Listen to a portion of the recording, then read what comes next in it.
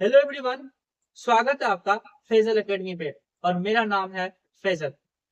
Idioms and phrases का ये हमारा सीरीज स्टार्ट होने जा रहा है, जिनमें हम एक वीडियो में 20 क्वेश्चन एक्सप्लेन करेंगे आंसर के साथ। और जहां पे इडियम्स का ओरिजिन की जरूरत पड़े, मतलब कहां से वो इडियम्स निकला है, तो वो भी एक्सप्लेन किया जाएगा। और ये सारा ही क्वेश्चन एसएससी के प्रीवियस ईयर के ही होंगे। तो लगभग इडियम्स का आपको 800 क्वेश्चन के अप्रोक्स मिल जाएगा। तो अगर ये सेक्शन आपका कंप्लीट हो जा रहा है मेरे साथ, तो किसी भी एग्जाम में मुझे लगता है कि इडियम्स इससे बाहर नहीं आएगा, या अगर आएगा भी तो अंडरस्टैंडिंग आपका इतना बढ़ जाएगा इडियम्स का कि आप खुद से उसे सॉल्व कर पाए। तो कंप्लीट इडियम्स एंड फ्रेजेस जानने के लिए, समझने के लिए ये वीडियो का पूरा सीरीज देखे। तो हर वीडियो में 20 ही क्वेश्चन होंगे, जो लगभग 40 मिनट के अप्रोक्स का एक वीडियो होगा। तो आइए शुरू करते हैं। तो पहला हमारा क्वेश्चन है वूप इट अप। तो इडियम्स का खासियत क्या है कि जो उसका वर्ड होता है, तो बहुत बार या तो उस वर्ड से मिलता जुलता मीनिंग निकलता है, या वो वर्ड कुछ और रहता है और उसका मतलब कुछ और देता है। और इडियम्स में बहुत हद तक लॉजिक, ग्रामर नहीं चलता है, मतलब अपनी मर्जी चलता है। तो इसीलिए कोई फिक्स्ड रूल अगर आप याद कर रहे हैं या कर चुके हैं, तो वो इडियम्स में ज्यादा यूज नहीं होगा, लेकिन वर्ड्स को जानना बहुत ज्यादा जरूरी है। तो थोड़ा सा लेंदी हो गया इंट्रोडक्शन। तो आइए देखते हैं वूप इट अप का मतलब उसे होता क्या है। जो वूप वर्ड है ना, वो अमेरिकन स्लैंग है। कि जैसे मान लीजिए जो रूरल अमेरिका था, तो वहां पे एक खुशी जाहिर करने का एक युग ही एक शब्द था वूप। जैसे हम लोग भी अगर देखें, तो जब हम लोग बोलते हैं तो अपना अगर फीलिंग्स जाहिर करना होता है, तो बहुत कुछ ऐसा बोलते हैं कि जिसका कोई मतलब नहीं है, लेकिन सामने वाला सब समझ जाता है कि इसका मतलब क्या है। तो वूप, तो वो लोग जब एक्स्ट्रा खुश हो जाता था ना, तो वूप करके वो लोग चिल्लाता था। तो वूप इट अप इसी को हल्का सा ग्रामर में ढाल दिया है। तो वूप इट अप का मतलब हो जाता है बहुत खुश हो जाना, इतना खुश हो जाना कि शोर शराबा करके अपना खुशी जाहिर करना। जैसे आमतौर पे आप लोग देखते होंगे होली वगैरह में क्या होता है, मस्ती करता है, चिल्लाता भी है, तो उस मस्ती में क्या है, शोर है। तो वूप इट अप का मतलब वही हो जाता है कि ग्रुप में बहुत ज्यादा मस्ती करना। तो इसका आंसर क्या होगा, चलो अपने मन से सोचे। Be continually reminded of an unpleasant topic, मतलब कोई अनप्लीजेंट टॉपिक है उसको बार बार आपको याद करवाया जा रहा है। नहीं होगा, कोई सेंस नहीं है। टू टोटली इग्नोरेंट और इनकॉम्पिटेंट, मतलब पूर्ण रूप से अनजान होना या सक्षम न होना। इनकॉम्पिटेंट मतलब होता है जो सक्षम न हो, इग्नोरेंट मतलब जो जानता न हो। Use it as an exhortation to overcome और to be rid of something, मतलब बहाना बना के किसी चीज से मुक्त हो जाना। तो ये भी नहीं है। इसका होगा आपको इंजॉइंग इन अ नॉइजी वे, मतलब शोरगुल मचाते हुए मस्ती करना। नॉइज मतलब क्या होता है, शोरगुल। यूजली इन अ ग्रुप, आमतौर से कहाँ पे, ग्रुप में। तो जब ग्रुप में कोई मस्ती करे, शोर शराबा मचाए, तो उसको क्या बोलते हैं, वूप इट अप। तो वूप का अगर मतलब खोजने जाएंगे बुक में, तो मुझे नहीं लगता है कि मिलेगा। खैर, दूसरे पे आते हैं हमारा विद वेंजेंस। वेंजेंस का मतलब होता है बदला, प्रतिशोध। और खास करके ये पर्सनल होता है। आमतौर पे आप लोग देखते होंगे कि बिहार में किसी के घर में किसी का हत्या हो गया, और 10 साल के बाद जिसके घर में हत्या हुआ, तो वो व्यक्ति हत्या करने वाले को या तो मार दिया या उसके फैमिली मेंबर को मार दिया। तो उसमें क्या है कि उसको पक्का यकीन है वो जेल जाएगा, उसका जीवन नष्ट होगा, लेकिन फिर भी वो चीज वो कर रहा है। क्यों? क्योंकि उसको बदला लेना है, प्रतिशोध लेना है। तो विथ अ वेंजेंस। अब आप बताइए कि कोई काम आप इस तीव्रता के साथ अगर कर रहे हैं, वेंजेंस के मोड में वो काम कर रहे हैं, तो कैसे काम करेंगे। जैसे ठुकरा के मेरा प्यार मेरा इंतकाम देखेगी, ये जो पता नहीं एक मूवी है ना, शादी में जरूर आना। तो उसमें जो क्लर्क को पीसीएस ऑफिसर रिजेक्ट करती है, तो उसके बाद जो वो यूपीएससी का तैयारी करता है, तो वो जो कैसे करता है, वेंजेंस के साथ दिन रात एक करके तैयारी करता है। वो नहीं छोड़ती तो कम पढ़ता, मस्ती करता, बाइक लेके, कार लेके लोगों को दिखाता, लेकिन उसने क्या किया, अपना 5 साल सेक्रीफाइस किया, तो फिर वो बना क्या, कलेक्टर। तो विथ वेंजेंस का मतलब वही चीज हो जाता है कि इस हद से ज्यादा कोशिश करना, मेहनत करना। तो देखते हैं इसका मतलब क्या हो सकता है। अ कंप्लीट डिजास्टर, संपूर्ण विनाश, कोई सेंस नहीं है। हैविंग सिमिलर व्यूज और एटीट्यूड टू समथिंग, मतलब किसी चीज पे समान व्यूज होना, मत होना, नहीं। To look out for something without particular attention, मतलब किसी चीज को बिना खास ध्यान देने दिए देखना या खोजना, ये भी कोई सेंस नहीं है। Use to emphasise the degree to which something occurs, emphasise का मतलब होता है बल देना, डिग्री का मतलब ये क्या होता है, डिग्री का मतलब एक तो हो गया डिग्री जो आपका उपाधि हो, और दूसरा होता है कि किस हद तक चीजें जा रहा है, पैमाना क्या है, तीव्रता क्या है। जैसे डिग्री सेल्सियस होता है ना, तो कितना ज्यादा है। तो use to emphasise the degree to which something occurs, occurs मतलब होता है होना या घटित होना। तो किसी चीज को यह दिखाने के लिए कि वो किस हद तक, किस लेवल पे जाके चीज हुआ है, इस्तेमाल किया जाता है क्या, विथ अ वेंजेंस, प्रतिशोध के साथ। उम्मीद है कि आप लोग समझ रहे होंगे, या मुझे और सुनो जाना पड़ेगा। तो आपका जो भी सुझाव है, थॉट्स है, या कोई भी डाउट है, तो कमेंट सेक्शन में जरूर लिखें। अब अगेंस्ट द वॉल, तो इसका ओरिजिन क्या है कि यहाँ पे एक, मान लीजिए एक आदमी है जो कि चोर है। यहाँ पे बहुत ऊंचा दीवार है, 20 फीट का दीवार है। यहाँ पे पुलिस है।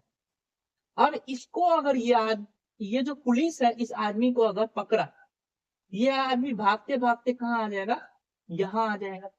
यहाँ आने के बाद ये क्या करेगा, 15 फीट का दीवार, जंप तो नहीं कर सकता। तो अब क्या है कि अगेंस्ट द वॉल, इसके सामने क्या है, एक दीवार खड़ा हो गया है। अब ये बंदा कहाँ जाएगा, कहीं नहीं जाएगा, वहां से बचना नामुमकिन है।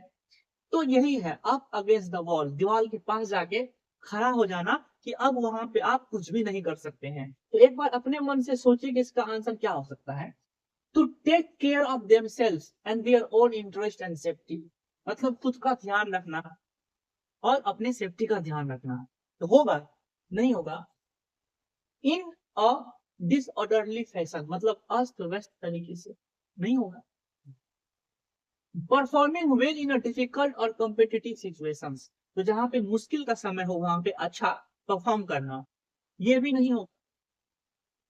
इन एन इनएक्सट्रिकेबल सिचुएशन, तो इसका मतलब होता है कि उलझा हुआ, सुलझा हुआ, या यहाँ पे कुछ नहीं किया जा सकता है, चीजें करना ही पड़ेगा। तो इन एन इनएक्सट्रिकेबल सिचुएशन हो जाएगा। अब अगेंस्ट द वॉल, अगर तुम दीवार के पास पहुंच गए ना, अब कुछ भी नहीं कर सकते हो। तो यही सेंस है। उम्मीद तो समझ रहे होंगे, यह ज्यादा फास्ट हो रहा है।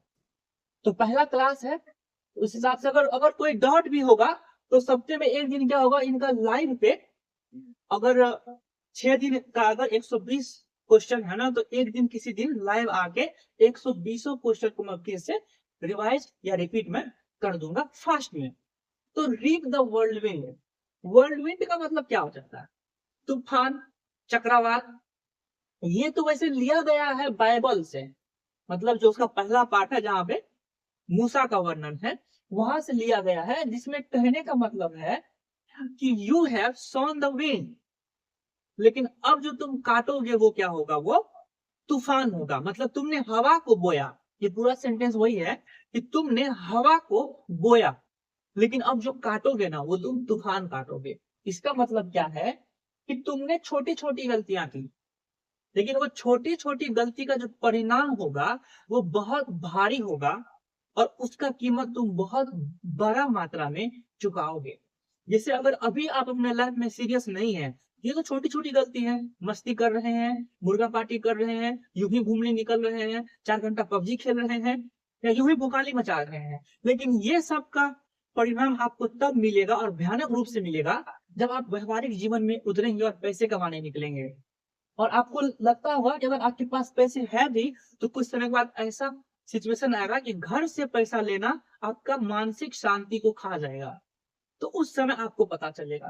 तो रीप द व्हर्लविंड का मतलब ये होता है कि पहले कुछ छोटा सा काम कर लो, लापरवाही कर लो, और उसका जो नतीजा निकलेगा वो बहुत भयावह तरीके से निकलेगा। इसका क्या हो सकता है आंसर, जरा सोचे। प्रूविंग दैट अदर फैक्टर्स और circumstances remain the same. Circumstance मतलब क्या होता है, परिस्थिति। फैक्टर्स मतलब हो जाता है कारक। तो ये करना कि सभी कारक और परिस्थिति हमेशा सेम रहेगा, ऐसा नहीं है। Believing that moderation is more satisfying than excess. ये जो है ना एवरेज लोगों का यह मानना है, जो मध्यम है वो कहीं ज्यादा संतोषजनक है एक्सेस में। लेकिन क्या है कि कंपटीशन इतना टफ है ना कि मॉडरेट आदमी जीवन भर मॉडरेट ही रह जाता है। तो गुड्डू भैया इसको जो है क्या बोले हैं कि मिडिल क्लास आदमी। तो वही चीज है, ऑप्शन डी हो जाएगा हमारा रॉन्ग। एन इंडिकेशन मतलब संकेत दैट समथिंग इज एक्सेप्टेड और रिगार्डेड फेवरेबली, मतलब फेवर करते हुए। तो ये संकेत करना कि कोई चीज को एक्सेप्ट किया गया है या एज अ फेवर उसको शो किया गया है, तो नहीं होगा। सफर नेगेटिव, सफर मतलब पीड़ा भोगना, नेगेटिव नकारात्मक, कंसिक्वेंसेस परिस्थिति, as a result of one's action खुद का रिएक्शन। तो खुद के रिएक्शन से जो है निगेटिव कंसिक्वेंसेस को सफर करना, वो क्या हो जाएगा, रीप द व्हर्लविंड। अभी 4 घंटा सोशल मीडिया पे दीजिए, बाद में ऑफिस में 4 घंटा किसी और के अंदर ज्यादा काम करना पड़ेगा।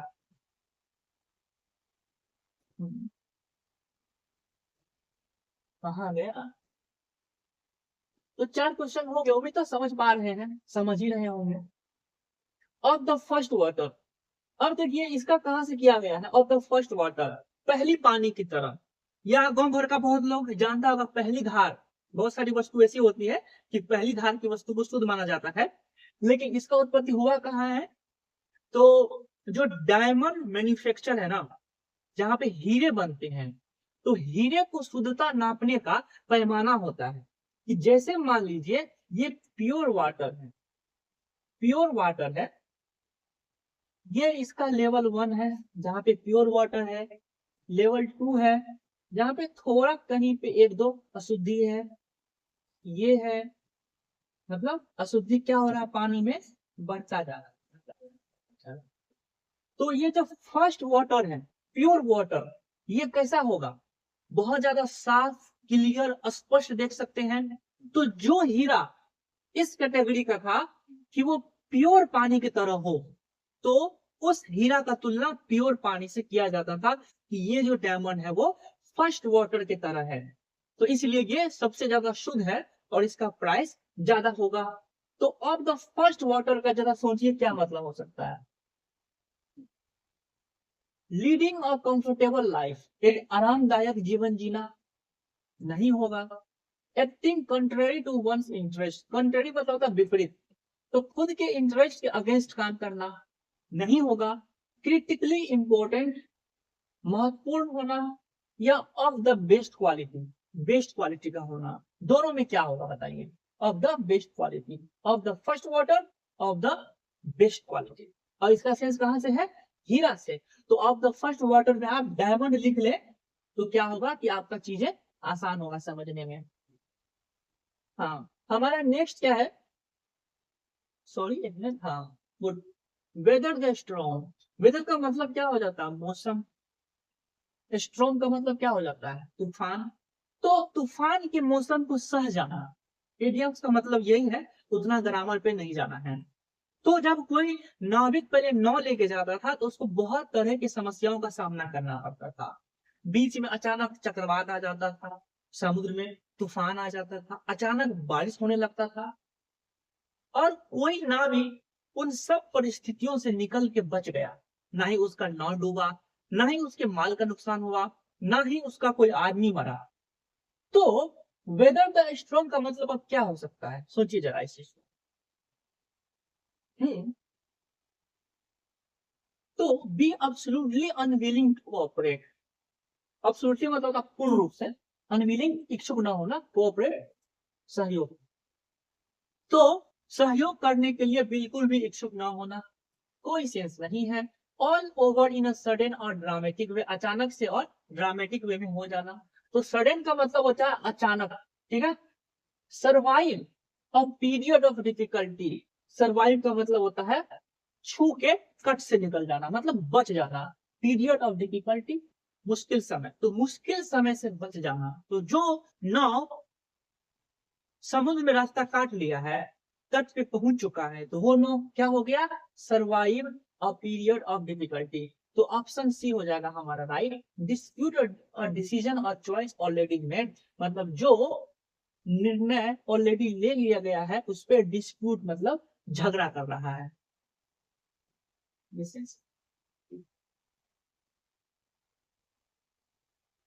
स्पिन योर व्हील्स, इसका मतलब क्या हो सकता है? व्हील्स का मतलब क्या हो जाता है?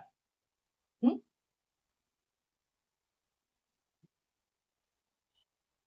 तो व्हील्स का मतलब हो जाता है चक्का, घुमाना। और इस इडियम बोले तो पहिया, सॉरी पहिया। तो स्पिन का मतलब होता है घुमाना। तो इस इडियम का सेंस है कि जैसे मान लीजिए कोई बैलगाड़ी है, पहले बैलगाड़ी था ना, तो बैलगाड़ी या घोड़ा गाड़ी जा रहा है, कीचड़ में फंस गया।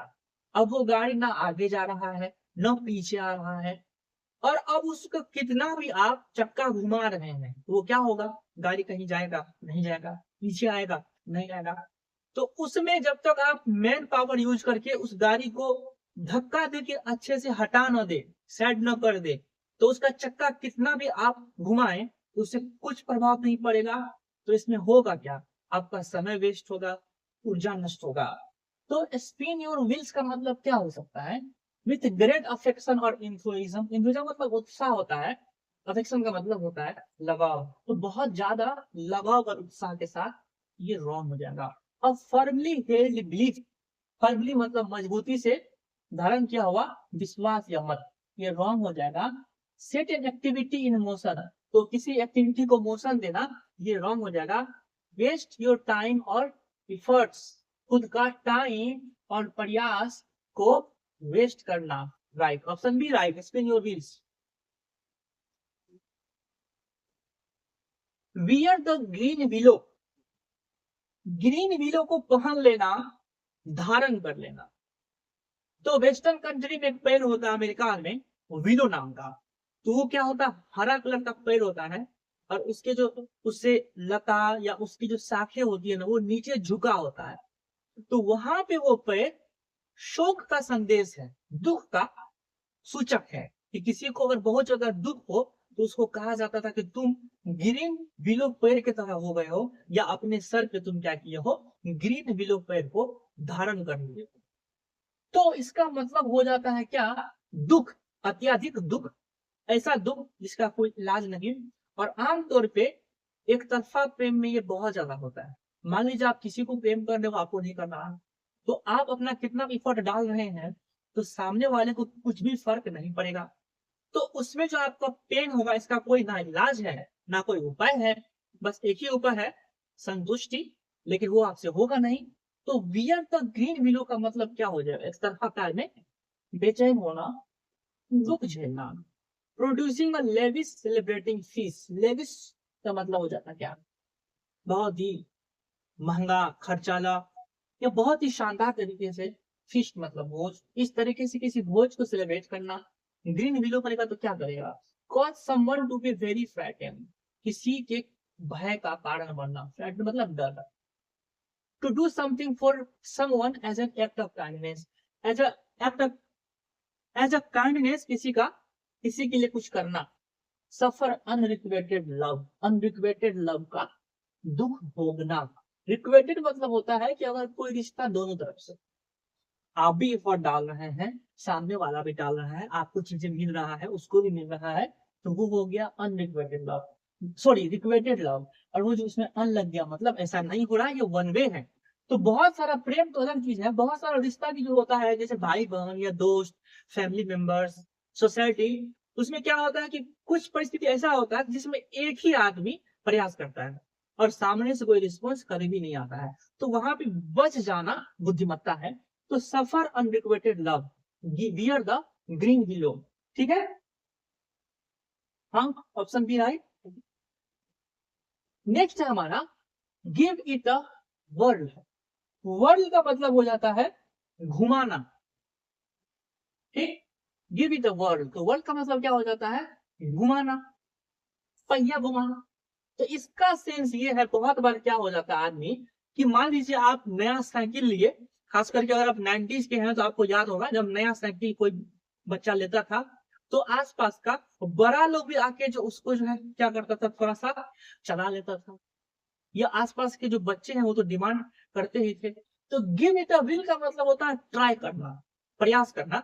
और इसका अलग भी सेंस है कि मान लीजिए कोई एग्जाम है और आपका तैयारी 50% ही है, नहीं है, तो फिर भी लोग क्या करता है, ये काम करते हैं, फॉर्म भर ही दिए है, एग्जाम नहीं देते हैं, ट्राई कर लेते हैं। तो गिव इट अ वन का मतलब है वो जाता है ट्राई करना, प्रयास करना, जांचना। तो to be engage in cheating, cheating में इंगेज होना। टू कंप्लीटली डिस्ट्रॉय समथिंग, किसी चीज को पूर्णतः नष्ट कर देना, डिस्ट्रॉय मतलब नष्ट। अटैच और क्रिटिसाइज समवन, तो किसी को के लिए अटैच हो जाना या किसी का निंदा करना। टू ट्राई आउट समथिंग, किसी चीज को ट्राई करना, एग्जाम दे दिए, कैसा गया कोई बात नहीं, किसी को कोई जो है प्रस्ताव रख दिए, एक्सेप्ट होगा रिजेक्ट होगा कोई बात नहीं, देखा जाएगा। तो give it the world, to try out something. 10वां क्वेश्चन देखते हैं हमारा क्या है, अप इन द एयर, हवे में होना। हवे में होना, आप दो बॉल लिए उसको हवा में फेंके बहुत दूर ऊपर, हाथ में आया नहीं आया नहीं पता, आ भी सकता है नहीं भी आ सकता है। तो अब इन द एयर का मतलब क्या हो जाता है कि कोई चीज को हवा में होना। मान लीजिए किसी से आपने पूछा कि आप तो बोल रहे थे कि 2027 तक आप एक अच्छा कार ले लेंगे, घर बना लेंगे, उसका क्या हुआ, आप उसको यह बोल सकते अभी कार हवा में है, घर हवा में है, मतलब चीजें प्रैक्टिकली नहीं हो रहा है, संभावना है लेकिन अभी हुआ नहीं है, समय है। तो इसका क्या हो जाएगा, enjoying great success, up in the air रहेगा तो क्या ही सक्सेस होगा, on the wrong track, in prison, still to be settled, तो सेटल होना अभी क्या है, बाकी है। up in the air मामला लटका हुआ है। तो 11 गिव वन सेल्फ एयर्स, तो मैं थोड़ा सा पानी पी लू बस 1 मिनट।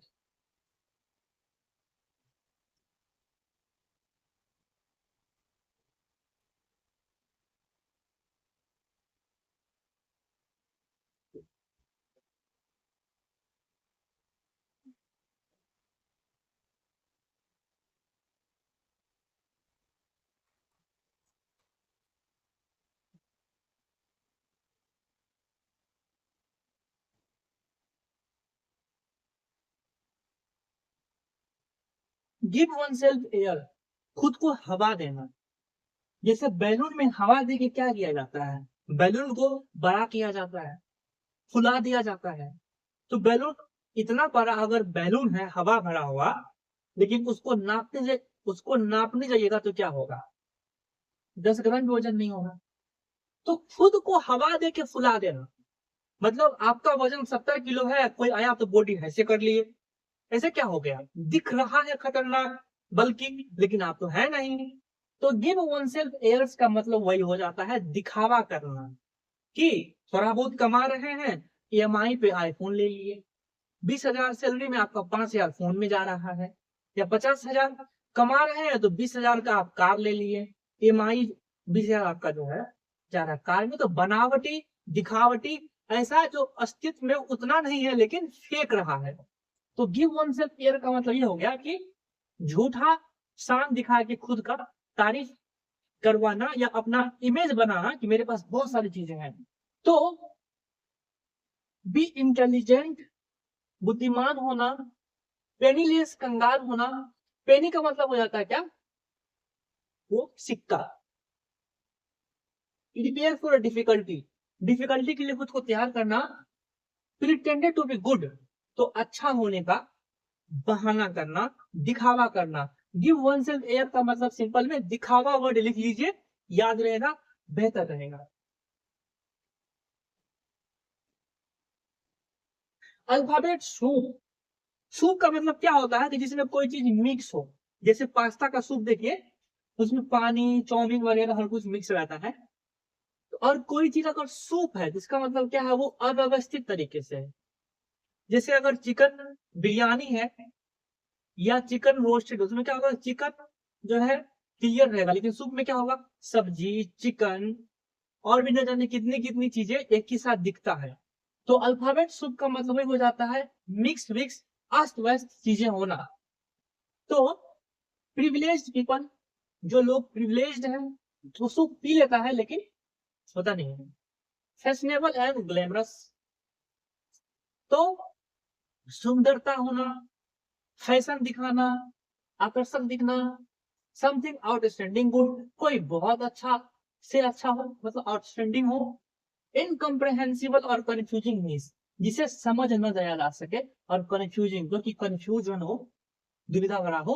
तो अल्फाबेट सूप का मतलब हो जाता है वही इनकम्प्रहेंसिबल और कंफ्यूजिंग मिक्स। ऑप्शन ए हो गया हमारा right. B all one to, सब एक हो जाना। सर्वम दुखम सर्वम सुखम, अर्थात बीजेपी पावर में आया, आपको कोई फर्क नहीं पड़ा, बीजेपी पावर से जाएगा, आपको कोई फर्क नहीं पड़ा, आरजेडी हटा कोई दिक्कत नहीं, जदयू भी हट जाएगा कोई दिक्कत नहीं, प्रशांत किशोर जीत गया कोई दिक्कत नहीं, वो बंदा हार जाता कोई दिक्कत नहीं। कुछ लोग ऐसे भी होते हैं। तो दुखम सुखम समय कृतवा, मतलब दुख हो सुख हो एक जैसा रहना, आपको कुछ फर्क नहीं पड़ना। तो बी ऑल वन टू का मतलब वही हो जाता है कुछ भी फर्क न पड़ना। सक्सीड इन डूइंग समथिंग, किसी चीज के लिए सफल हो जाना। सर्चिंग थॉरली, बहुत अच्छे तरीके से खोजना। Not in keeping with the ruler, make no difference, मतलब कोई भी फर्क न होना। Be all one to. An article of faith, article का मतलब हो जाता है कि कोई चीज अगर लिखा हुआ हो कानून के रूप में, सिद्धांत के रूप में, उसको हम आर्टिकल कहते हैं। फेथ का मतलब हो जाता है धर्म या धार्मिक विश्वास।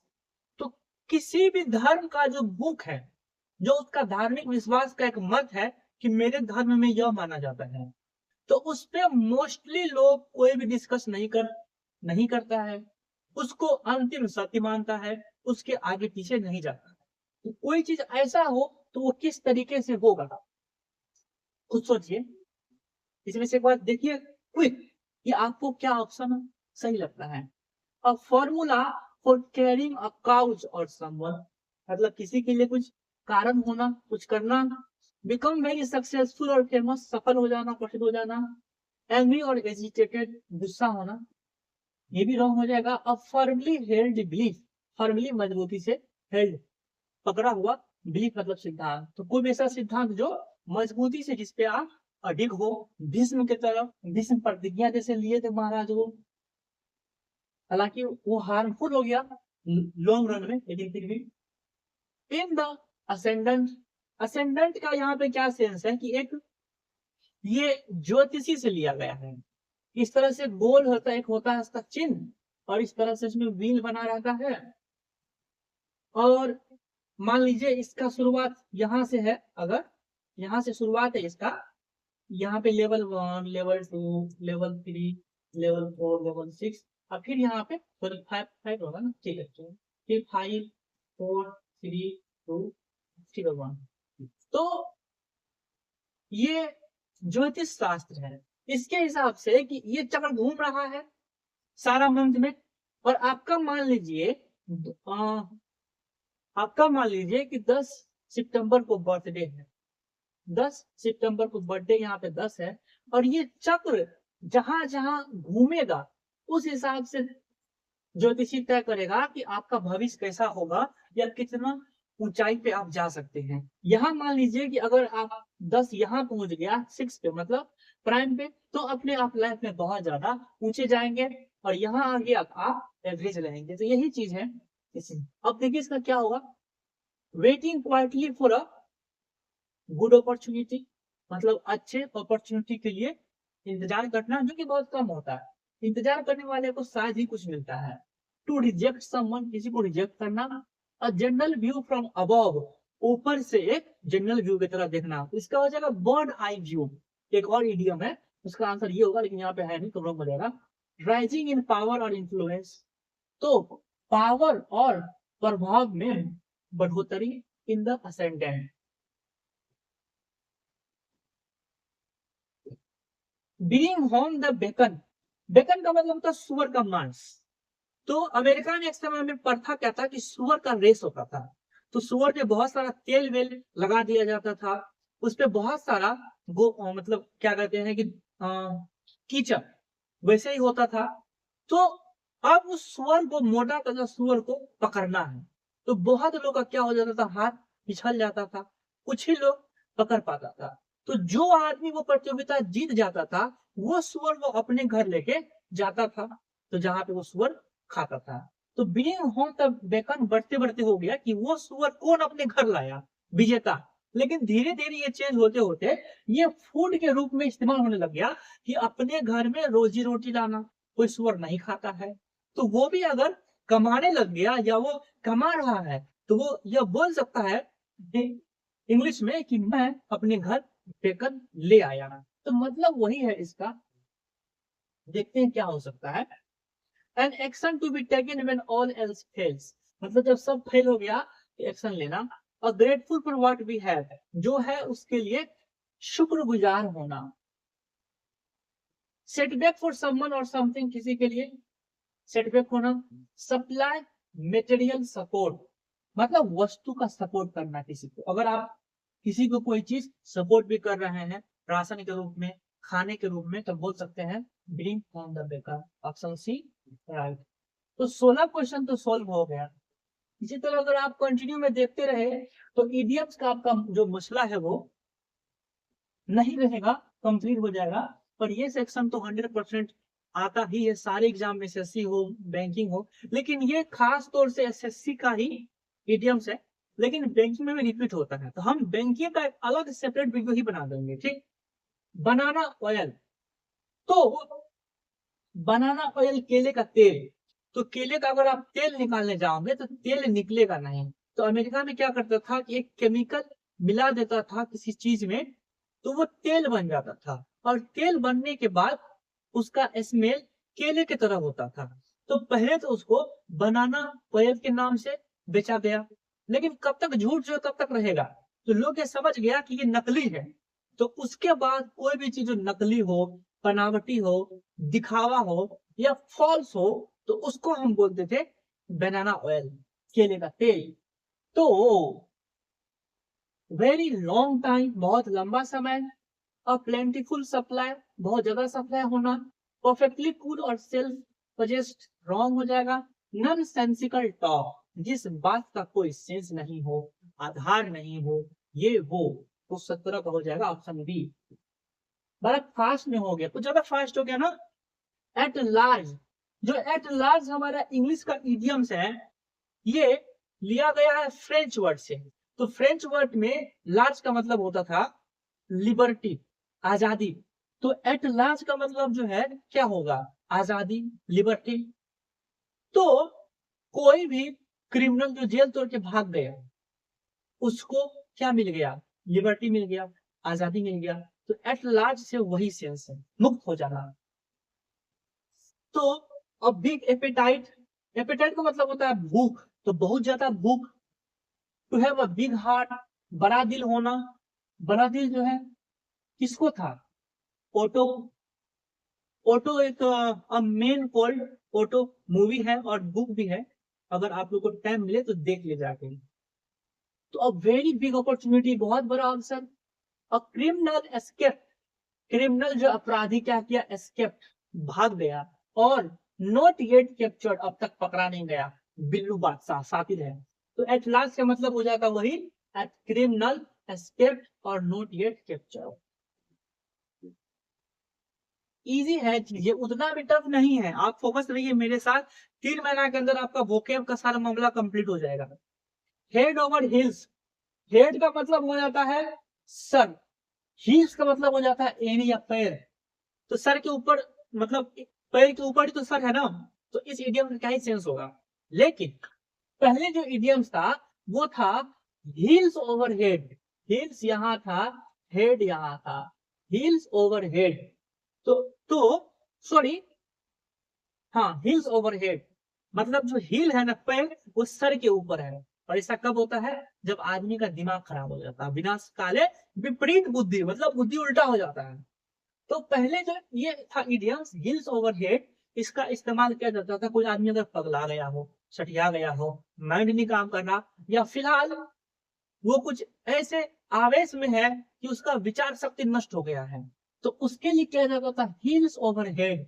अब इसका जो पैर है ना इसके सर पे है, लेकिन धीरे धीरे ये उल्टा हो गया और पॉजिटिव हो गया, लेकिन मतलब अभी भी वही निगेटिव है। तो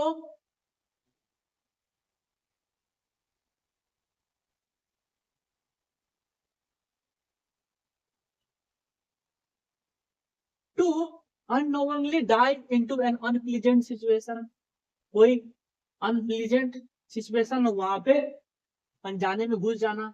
to do things exactly opposite for what is expected.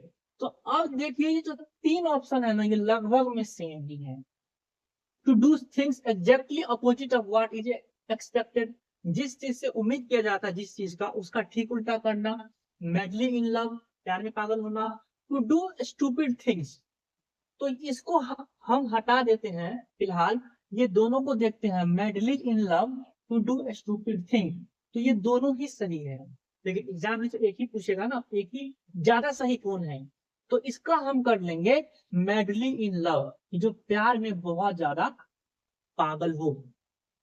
और ये नहीं रहे तो टू डू स्टूपिड थिंग्स हो सकता है, इंसान जब प्यार में रहता है ना वो कुछ भी करता है। एक और क्वेश्चन है, कीप योर विग ऑन। तो अंग्रेज लोग क्या करता है, जो उसका जज होता था ना, तो आमतौर पे तो बूढ़ा ही होगा तो बाल वाल उड़ ही जाता होगा, ये बाल अगर रहे भी तो कोई इशू नहीं है। वो क्या करता था कि अपने सर पे विग बांधता था, नकली बाल, और उसको ढेर सारा पाउडर लगा दिया, परफ्यूम लगा दिया, इस तरीके से चीज करता था। और जब ये तो क्या हो गया, बनावटी हो गया दूसरे को दिखाने के लिए, लेकिन जब इंसान गुस्सा होता है ना तो उसका असली रूप दिखता है। तो अगर वो गुस्सा हुआ तो सबसे पहले वो क्या करेगा, बाल ही अपना फेंकेगा, विग फेंकेगा कि अब जो होगा देखा जाएगा। लेकिन फिर से वो क्या किया, विग फिर से पहन लिया, मतलब जो गुस्सा था उसका शांत हो गया। तो कीप योर विग ऑन का मतलब क्या हो जाता है, शांत हो जाना या शांत रहना। हैड अ मिसअंडरस्टैंडिंग, मिसअंडरस्टैंडिंग होना। स्लाइड क्विकली, क्विकली स्लाइड होना। अफ्रेड हैबिट, या to calm down, to calm down. Keep your wig on का हो जाएगा टू काम डाउन। इसी तरह 20 क्वेश्चन का ये सेट आपका कंप्लीट हो गया है। जुड़े रहें तो अगस्त सितंबर में इडियम्स का मामला सॉर्ट आउट हो जाएगा। किसी भी तरह का कोई भी डाउट हो तो कमेंट सेक्शन ओपन है। Thanks for watching. जय हिंद।